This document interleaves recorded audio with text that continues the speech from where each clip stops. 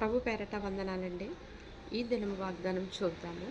కీర్తనల గ్రంథము 34వ అధ్యాయము 3వ వచనం చూస్తున్నట్లయితే, నాతో కూడి యెహోవాను గనపరచుడి, మనము ఏకంగా కూడి ఆయన నామమును గొప్ప చేసేదము. దేవుని స్తోత్రం, హల్లెలూయా. ఇక్కడ చెప్తున్న మాట, నాతో కూడి యెహోవాను గనపరచుడి, మనం ఏకముగా కూడి ఆయన నామమును గొప్ప చేసేద్దాము. నిజమండి, మనము దేవుణ్ణి నామాన్ని గొప్ప చేయాలి, ఆయన్ని సంతోషపెట్టాలి. నాతో కూడి అనగా మనమందరం కూడి దేవుని ఏం చేయాలంటే ఘనపరచాలంటే. మనలో చాలామంది దేవుడిని ఘనపరచం, ఆయన బాధ పెట్టడానికి మనం చూస్తాం. ఎందుకంటే మనం పెట్టాలని పెట్టం, కానీ కొన్ని పరిస్థితులు మనం బాధ పెట్టేలా చేస్తూ ఉంటాయి. చాలాసార్లు మనము దేవుని కలిగి రక్షణ తీసుకుని సరిపోతుంది అనుకుంటాం, కానీ దేవుని గనపరచడం తక్కువ, దేవుని బాధ పెట్టడం ఎక్కువ. మానవ జాతికి అది అలవాటైపోయింది. దేవుడిని కలిగి మనం ఉన్నప్పుడు ఆయన చెప్తున్నారు, నన్ను పోలి మీరు నడుచుకొనిడి అన్నప్పుడు మనం దేవుని పోలి నడుచుకోవాలి, కానీ దేవుని పోలి మనం నడుచుకోవట్లేదు. ఆయన నామాన్ని గనపరుస్తలేదు, కానీ ఏం చేస్తున్నామంటే ఆయన నామానికి అవమానం తెచ్చే వారంగా ఉంటున్నాం. చాలాసార్లు మనం దేవుని కలిగి ఆయన రక్షణ తీసుకుని నీటి మీద ప్రమాణం చేసి మనం ఒక మాట చెప్తాం, ఇంకెన్నడూ లోకం వైపు పాపం వైపు చూడమని. కానీ మనం లోకం వైపు పాపం వైపు చూస్తాం.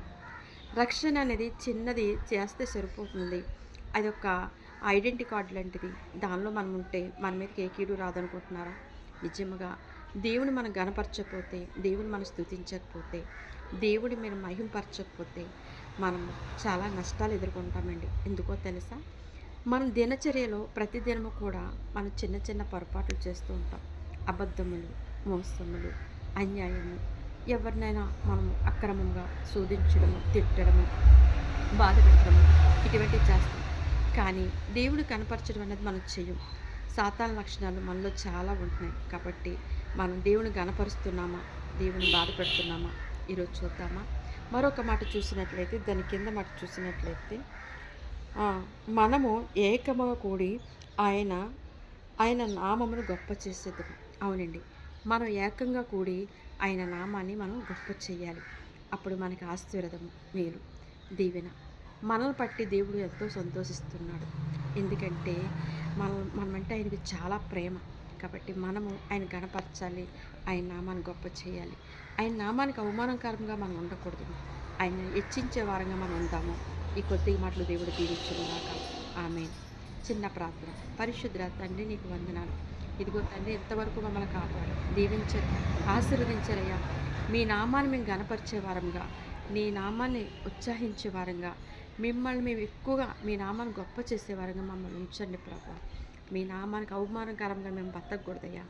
మేము మీ నామానికి చెడ్డ పేరు తెచ్చేవారంగా మేము ఉండకూడదు. మా ప్రజలందరినీ రక్షించమని యేసుక్రీస్తు వారి నామంలో అడుగుచున్నాం తండ్రి. ఆమేన్. God bless you.